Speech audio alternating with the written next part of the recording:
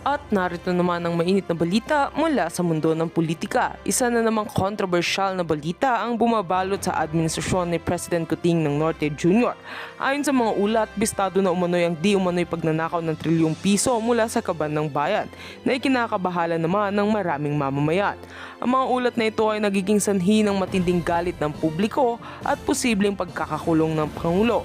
Ayon sa mga ulat mula sa ilang ahensya ng gobyerno at mga independenteng grupo ng auditor, natuklasan ng malaki ang anomalya sa paghawak ng pondo ng gobyerno. Ang nasabing halaga ay naakusahang ginamit sa mga iligal na transaksyon at hindi umano nakarating sa mga proyektong pampubliko na nakatakdasan ng paglalaanan nito. Ang mga detalye ng di umano'y pagnanakaw ng inilabas ng ilang opisyal na malapit sa isinasagawang investigasyon. Matapos lumabas ang mga paratang, agad namang kumilos ang mga otoridad upang siyasatin ang mga dokumento at iba pang ebidensya. Ayon sa mga eksperto, kung mapapatunayan ang pagkakasangkot ng Pangulo sa issue, maaring humantong ito sa isang impeachment trial at posibleng kasuhan siya ng plunder, isang kasong hindi bailable o walang piyansa. Samantala, hindi naman nagpatalo ang kampo ni Kuting ng Norte Jr. at itinanggi ng Malacanang ang mga aligasyon at sinabing isa lamang itong paninira mula sa mga kalaban sa politika. Ayon kay Press Secretary, ang Pangulo ay nananatiling tapat sa kanyang tungkulin at handa siyang harapin ang anumang investigasyon na isasagawa upang linisin ang kanyang pangalan. Sa kabila ng mga pagtanggi, marami pa rin ang hindi mapanatag. Ayon sa mga kilalang political analyst, malaki ang magiging epekto ng isyong ito hindi lamang sa imahe ni President Marcos kundi sa buong administrasyon. Hinihiling ng sambayan ng Pilipino na magkaroon ng malalimang investigasyon upang malaman ang buong katotohanan sa likod ng kontrobersya. Patuloy kami magbabantay sa mga susunod pang kaganapan kaugnay ng isyong ito. Ano ang magiging hakbang ng Kongreso? Mapapanagot ba ang mga sangkot? At higit sa lahat, aabot ba sa punto ng pagkakakulong si Pangulong Marcos? Iyan at iba pang mga detalye aming ihahatid sa inyo sa mga susunod na araw. At heto nga mga balitang ating pagkakatutukan at kung bago ka pa lamang sa aking channel ay huwag kakalimutang mag-like, share and subscribe para updated ka sa aming mga bagong balita dito sa Tatak Pinas.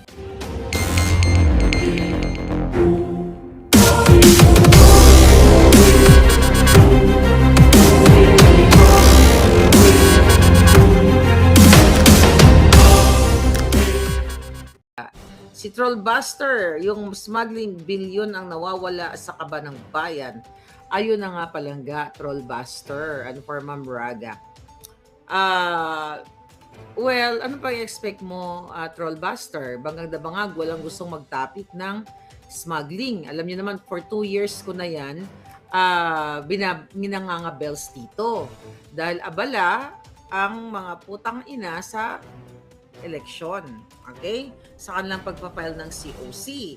Abala ang mga buwaka ng GNMS. Kaya nga kawawa talaga ang Pilipino. So ngayon, pag-uusapan natin, in connection, sabi nga ni Eva Inoue, droga pa more. I will talk about that. Okay? Mayroong nagreklamo sa akin na nakatanggap ako ng information. Actually, nabanggit ito I believe nabanggit ito ni Cathy sa akin yung pangalan ng bar somewhere there in Taguig. Okay? Mga palangga, itong vlog na ito ay dedicated sa mga bakasyonista sa Pilipinas. Yung medyo maraming pera o maraming mga alahas, maraming mga relo na pumapasok sa bar. Okay? So ngayon, ito po ay konektado sa mga bangag. Alright? So napag-alaman ko, dahil meron tayong, dapat meron tayong parang desk, kumbaga, di ba, nung panahon ni Pangulo Duterte, may 88888, di ba? Sa akin naman siguro, 696969 yung number para magreklamo ang taong bayan sa mga hinayupak. Pero ito, dapat ninyong malaman, mga kababayan, lalo na yung mga balikbayan. Kaya kung ako sa inyo, wag na muna kayo magbalikbayan dyan dahil bangag ang presidente ninyo, bangag halos lahat. So, ang nangyari, actually, sunod-sunod na po ang nangyayari dyan sa bar somewhere in Taguig. Okay? Si Hernande Reyes, Yung kita sa lottery, napunta na sa bulsa nila. Ngayon, wala nang balita. Let's talk about that later. So ngayon, dahil may nanalo na namang 94 million. Okay? So anyway, ito po ang modus operandi. Okay? Ito ang modus ng mga bangag. Ayon sa aking source, mga kababayan, ayon sa ating putingas, yung bar na yan, dyan somewhere in Taguig ay pinupuntahan ng mga artista, ng mga politiko, dyan sila nagsisesyon, nag-aadictos benedictos. Last week, okay? Last week, eto sabihan ninyo yung mga anak ninyo. Okay? Whether balikbayan kayo o yung mga anak ninyo na nag-hangout sa mga bars. Last week, may nangyari dyan sa bar na yan. At ang mga taong nandoon sa bar ay mga kaibigan ni Kuting. Nandoon na ispatan nung nangyari ang mga nakawan dun sa bar na yun. Paano ninakawan? Ito, pakinggan nyo. Paano kinamkam? Dun sa, sabi nga ni Trollbuster, bakit hindi nire-raid ng PDEA? What do you expect? Sila ang sponsor. Si Lisa Tanas, si Bangag Jr. ang mafia. Sila ang may control ng pulburon, pusher, pulburonic. Pero tapusin ko muna yung chika bumbong ko. Last week, or maybe more than a week ago, ang nakarating sa ating balita, yung certain bar na yan, dyan sa Taguig, mga kababayan, na pinupuntahan ng mga artista ng mga politiko na kung saan dyan sila sumisingot ng pulburon. So, last week, may pumuntang balikbayan or medyo rin siya na naka-Rolex. May mga lahas and everything. Ano nangyari? Nung nakita nilang naka-Rolex, naka-alahas yung kanilang biktima, ay ni-spike yung drinks. Okay? 2 tao ang nagbigay sa akin ng, actually hindi lang 2 eh. 'Di ba? Yung una, 2 sila, okay? Last week. Then kanina, habang nagpa-party kami, ay may tumawag sa akin. Hindi ko lang na-topic. Actually, nakalimutan ko na palangga yung na yon, yung eksena na yun. Di ba, busy ako sa birthday ng lola mo. So, ang nangyari last week, dahil nakita lang naka-Rolex, dinrag nila, kumbaga nilagyan nila ng pangpaborlog o pangpa-addictus o kung ano man ang inilagay sa drinks.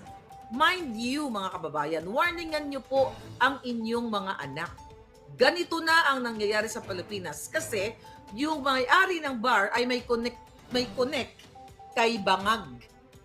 Ibig sabihin, ang mga key personalities dun sa bar na yon ay kaibigan si Bangag, so meron silang proteksyon. Ano nangyari?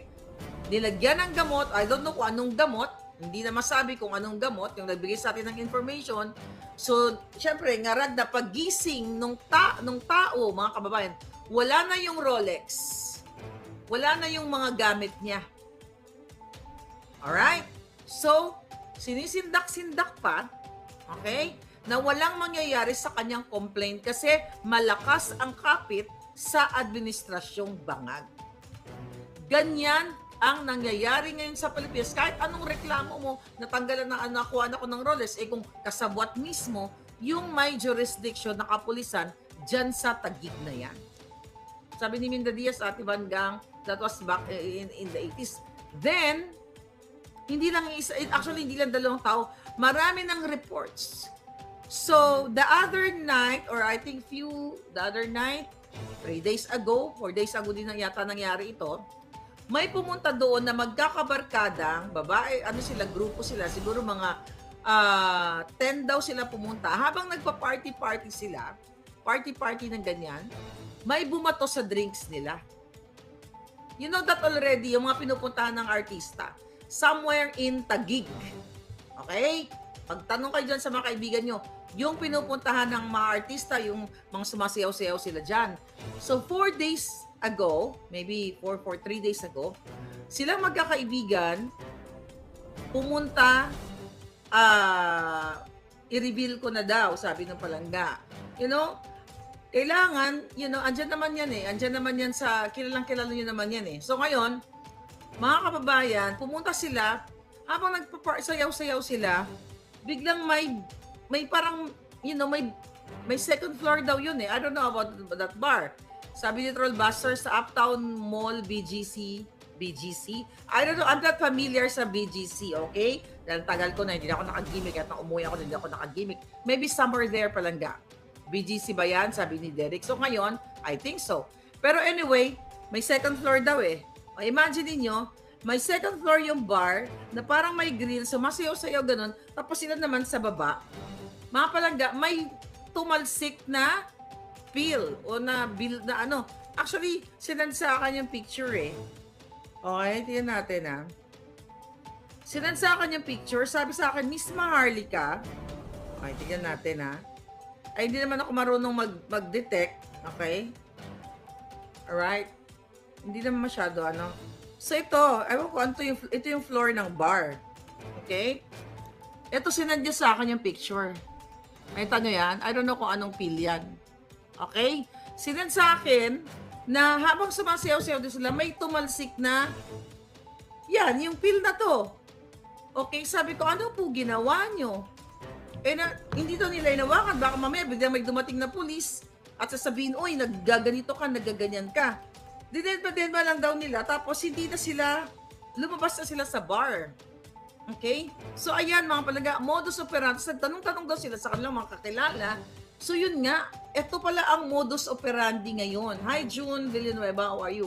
So, dyan sa bar na yan, hindi lang po tagig yan. Yung mga high-end na bar na kung saan ang pumapasok doon ay mga bangag, mga kaibigan ni bangag, mga anak ni bangag, mga kamag-anak ni bangag, mga yung mga kaano niya, mga kaklase niya sa pulburon. Maybe alam ni Cathy itong ano na to. Hi, Cathy B. Di ba? So, ang modus nila, so sabi ko dun sa nag-send sa akin ng picture, do you think ikaw yung target? Sabi niya, hindi Miss Maharlika, sabi niya, pwede din kasi marami kami, we're like group of 10, okay? Then, parang bumagsak daw habang hawak daw kasi niya, ganito daw yung forma niya. Ganyan-ganyan, hawak-hawak siya, Merry Christmas na sa akin, ano? Hawak ka, sayaw-sayaw daw siya, bigla daw may bumagsak na peel. So, ang target is yung kanyang drinks. So, sabi ko, may alahas ka ba?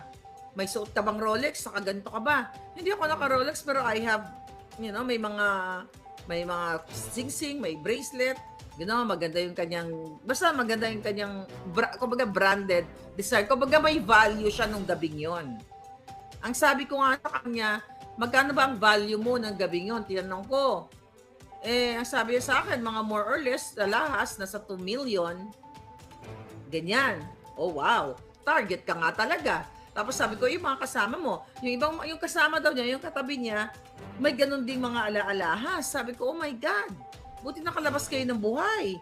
Sabi niya, yun nga, Miss Maharlika, so I think you have to know para maalarma mo yung mga taong pumupunta. Kasi yung iba, syempre kayong like yung mga nasa Amerika, nasa Europa, 'di ba yung mga anak ninyo umuuwi sa nagbabakasyon. Gusto nyo lang magkaroon ng fun. Pero tignan mo yan, wala pong mangyayari sa reklamo yung nawala ng Rolex na dinrag up nila. Wala nang mangyayari dun. Kasi kasabwat. Tsaka yung bar na yan, napag-alaman sabi ng ating mga source, talagang may kapit sa bangag na administration. So, na-expect nyo, warningan nyo ang inyong mga anak, lalo na yung mga balikbayan, huwag po kayong pumunta dyan sa Taguig. Sabi ni doon, I don't know, hindi ko alam ilan ba ang bars dyan sa may BGC area. I don't know kung ilan ang bars, 2, 3, 4, basta pinupuntahan daw yun ng mga artista at ng mga politiko at may kapit kay bangag.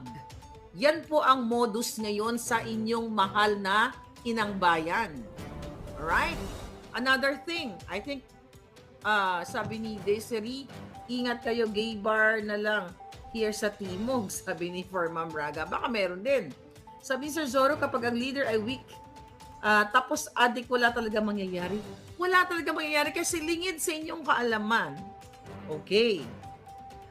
I have a friend, Chika Boom Boom. I have a friend. Maybe I will invite my friend there. Marami naman ako friend. Okay. I don't know if kung tama bang sabihin ko to. Wait lang. Okay, ganito na lang. Wag na lang muna nating ibuhos. Okay? But anyway, parang may bagyo dito. May bagyo. So, ang eksena, mga palangga, napag-alaman, di ba, weekend dyan sa Pilipinas, Sunday dyan. Si Bangag ay sabi ko nga kanina, birthday vlog tayo, ay wala dyan sa Pilipinas. Okay? Namasyal. Hindi ko lang alam kung nakabalik na. Nung weekend, magkatapos siya mag-picture-picture na pumunta sa Batanes, nagbigay ng 25 million na ayuda sa mga nabagyo at nagbigay ng 100 million sa Ilocos Norte. Ganun lang pinamimigay ang pera. Na kunwari, ito sa mga, although may makikita ka na bigay-bigay ng bigas, pero after niya magbigay-bigay mag-pictorial, yung mga buwaka ng inang mga PSG na kasabwat niya, hindi pinapaalam sa inyo, hindi inaalam ko pa kung saang bansa, na lumayas ang buwaka ng ina. Hindi ko alam, baka nakipag-orgy sa Thailand o sa kung saan man, kasi alam mo naman sa Thailand, di ba? Anytime pwede ka mag-orgy doon, di ba? May mga bangag-bangag dyan. I don't know kung saang lugar. Alright? So wala si Bangag dyan. Weekend getaway. Okay? Yang pagbibigay-bigay ng mga ayu-ayuda na yan, bullshit yan. Okay? Ulit-ulitin na lang natin na ginagawa kayong kaawa-awa. Ang claim nila na 100 million dyan sa Ilocos, for sure hindi yan ibibigay ang 100 million na yan. Baka ang ibigay lang sa inyo 5 million. Ang 95 million ibulsa ng mga jutang Ginimes. Ganon din sa Batanes, nabigay daw ng 4,000 katao. Kaya nga sabi ko sa inyo, walang patutunguhan ang direksyon ng gobyernong ito dahil hinahayaan ninyo. At alam ni Bangag na bagsak siya sa rating. Bagsak siya dahil ang ginahire nila ay trolls. Now, i-connect natin sa trolls. Sa Laos daw nagpunta. Sa Laos ba? O basta lumayas siya. Yan ba ay, what kind of visit is that? Nagtakas ba sila ng pera? Suminghot ba sila doon? Karapatan ninyong mga mamamayan. Alright? Karapatan ninyo na malaman kung saan pumupunta ang Bangag. Dahil pera ninyo ang ginagastos niya. Yung mga nakapalibot sa kanya, yung mga PSD niya, yung mga kinakangkang dyan o whatever, kung ano pa man, bayad ninyo. Ngayon, paano natin malaman, di ba, na si Bangag ay majority ay wala na talagang trust sa kanya. Di ba, recently, trust rating, approval rating ni Inday Sara, ang taas over sa kanya. Ito, kasi check ko lang. Tignan ninyo. Ito pa napupunta ang inyong pera. Natin, ha? Sabi ko sa inyo, di ba si Lisa Tanas ay nag-hire ng mga trolls, ganun din si Bangag. Alright, tignan natin tong kanyang kabangagan. Ito ba yun? I think this is, okay na natin. Mula sa lawag, nagsagawa si Pangulong Bangag ng area inspection sa Ilocos Norte upang suriin ang lawak ng pinsala ng mga nagdaang kalamidad at nabigyan ng epektibong solusyon ang mga nangangailangan ang mga pangailangan ng probinsya. Okay? Oh my God. I think you have to go down. Buksan daw yung yung garahe. Okay. Ay, nako. Okay, tignan muna natin. Hello, someone's there. Hello. Narinig ko yung boses mo. Naka-speaker ka pa. Alright, gusto mo talaga i-broadcast yung sambayan ng Pilipino. Gusto mo talaga i-broadcast? Gusto mo talaga akong sapawan, Teka lang, sandali lang. Alright. Nakakaloka. Gusto ko sapawan. Okay, here. Okay. Eto, mga palangga. Tingnan mo, Okay, tinignan ko si Bangag, Okay? Si BM Chan. Okay. So, tingnan ko yung post ni Bangag. Ayan, mga drama-drama ni Bangag. So, tinignan ko kasi nga habang nagkakantahan, sabi ko, tingnan ko anong ginagawa ng hinayupak na ito. Okay. Number 1 na nag-comment kay Bangag. What? Tell me if I can open the okay. Here. Sabi mo na sa akin. Okay, si Jaden James. Ayan ang nagko-comment kay Bangag, mga baby. Mga baby galing sa iba't ibang bansa. O, tingnan natin. Ano sabi ni Jaden? The government's committee to disaster resilience is truly commendable. Okay, hanap pa tayo na nag-comment kay Bangag. Si Mia Iliana, ayan, 0 likes, 1 follower. O, di ba? Dito na pupunta ang inyong pera. Ang sabi niya, I hope this proactive approach to natural disasters continues. Okay, tignan natin. Ayan. Ay, sabi naman ni Ans Entertainment, I hope this becomes a model for other leaders. Feeling ko mga ano to, taga-ibang ano to, taga-ibang planeta. Okay, tignan natin. Okay. Kung hindi cartoon character, mga kababayan, sa yun, kung hindi cartoon character ang nagko-comment sa kaniya ay, ayan, ito pala si Carlos Robles. 0 likes, 1 follower. Ito ka ba nga, putang ina ka? Dito na pupunta ang pera ninyo, mga kababayan. Kung titignan ninyo, ito kahit pumunta kayo doon, di ba nung nakaraan, ang chinek natin si Lisa Tanas. Ito ang nagko-comment kay Bangag, mga kababayan. Puro lahat ay, kung hindi,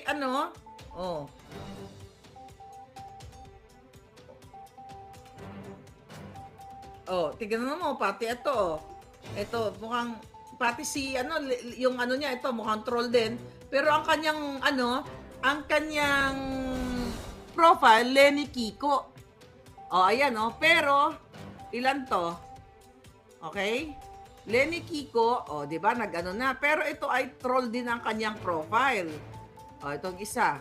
Ang galing ng sinabi, Maraming salamat sa ating gobyerno sa mga hakbang ninyo para sa disaster resilience. Halos copy-paste. 0, 2 followers. Nakita nito mga kababayan? Halos lahat, pag pumunta kayo kay Bangag, lahat ng nagko-comment sa kanya 0. Ayan, tangina ka Marcos Jr. Yan ba? Yan ba natutuwa ang Pilipino sa'yo? 0, puro troll. Troll ni Lisa yan, troll mo yan. Dito na pupunta kung magkano ang bayad sa mga trolls. Maybe they're paying like what? 1,000? 2,000? 5,000? Well, alam naman natin na mayroong 5 mil, si Lisa Tanas, di ba? Meron siya binabayaran na firm na 5 million pesos a month.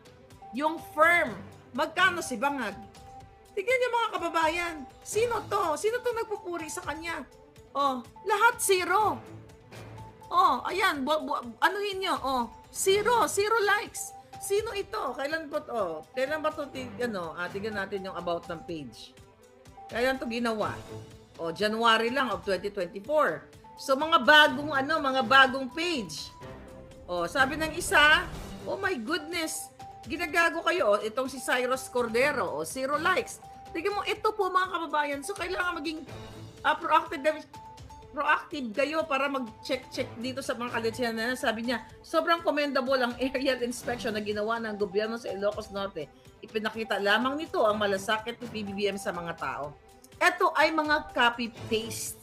Ito yung mga sinusupply ni Bangag Jr. o ng kanyang mga tauhan para mag-comment. Okay? ODM, how are you? Tignan natin, lahat halos, kung hindi cartoon character, pusa ang nagko-comment sa kanya. Ayan, 9 friends. Ito si Samantha Bernardo. Bakilala niyo to. Sabi niya, good job, President. Aso. 'Di ba? Ngayon, mga kababayan, ito yung sinasabi ko sa inyo. Bangag na po, adik si Marcos Jr. Paulit-ulit, gustong kalimutan yung mga jutang ginimis na mga nakaupo ngayon, abalang-abala sila sa pagtakbo. I will talk about yung mga tatakbo later, pero bigyan natin ng chance yung mga bagong pangalan. Huwag na kayong bumoto ng paulit-ulit na mga tumakbo o na mga pangalan o mga convicted. You give a chance dito sa mga bagong pangalan. Okay? Bagong mukha. Na totoong bagong mukha. Hindi yung lumang mukha. Minda Diaz, di ba? Aso, gusto mo. I can go on and on and on and on. Di ba? Lahat ito tinignan ko. Halos sa lahat ng post. Ito pang isa. Ina Ming Cruz. Sabi ni Ina Ming Cruz, napakabilis ng aksyon ng gobyerno sa pag-inspect sa pinsala. Pag kinlik mong ganyan, Okay? Pag kinlik mo, oh, AI. So mga kababayan, akala nyo simple-simple lang ito. My audio is still good? I think my audio is still good. Tika na ko, lumalabas na yung ano ko, yung alindog ko. Pacheck ka ng alindog, ng alindog ko. So, ang ibig ko sabihin, yes, sabi ni ODM, okay pa rin ba? Open ko yung car? Okay. Open the, ito kagandahan ng electric car eh, no? Pwede mo open dito sa ano mo. Kasi meron ako mga ano dun eh. Oh, ayan. Open na. Open na. Alright. Open na ba? Naghahang. Okay, I think it's open. It's open. Okay, go. Anyway, pasensya na. May mga, alam mo, may ano kasi, may mga bisitang, may mga naiwan. So, ngayon, dito ko po pinapakita sa inyo, ang sinasabi ninyo, nakakapagod, araw-araw na lang ganito, araw-araw na ganito ang buhay. Pero, kailangan nating manindigan.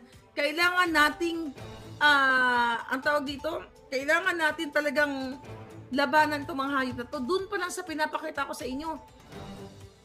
Puntahan nyo mismo yung Facebook ni Bangag. Yung mga nagko-comment trolls, alam nyo po, hindi yan basta-basta. Ibig sabihin yan, yung pera ng bayan is napupunta sa pagbabayad ni Bangag ng trolls. Aminado naman siya, di ba? Nung pagkapanalo niya, akala mo joke-joke lang, na nag-hire sila ng trolls. Without us knowing, nag-hire talaga sila ng trolls. At now, ngayon, lahat ng mga nasa gobyerno, ngayon, yung kanilang mga website, nag-hire sila ng trolls. Kasi, wala nang pumupuri sa kanila. Ang pumupuri sa kanila ay yung mga nakikinabang o yung mga binabayaran nila mga dugyot. Di ba? Yan ang ginagawa nila. At pwede nilang gawin, at ayon sa aking ito pa, napag-alaman ko. Okay? Ayon sa kanilang mga ng mga yung mga troll team nila, gagawin ito mga troll na hawak nila, gagawin nila kay